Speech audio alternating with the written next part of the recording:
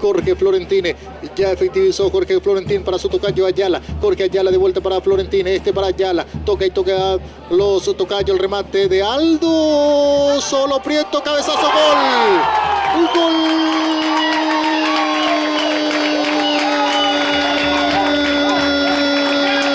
De Carapegua. Marco Prieto de cabeza. El remate del jugador Aldo Silva. Del rebote el arquero Jiménez. Y del rebote Marco Prieto de cabeza. El primero para Carapegua. Hoy domingo 5 de junio del año 2011. El nuevo marcador aquí en el Teniente Primero Alcides González. Sportivo Carapegua 1. Sportivo Trinense 0.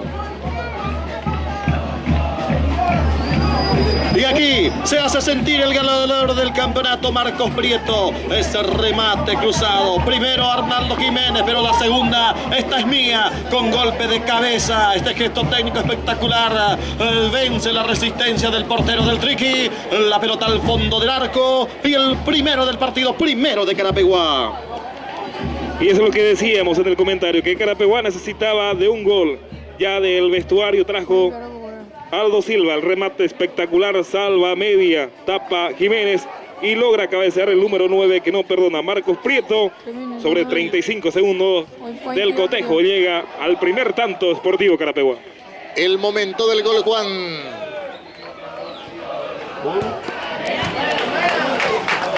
Diógenes me dijo 35, Juan me dice 33, pero no importa el momento. Carapegua llega al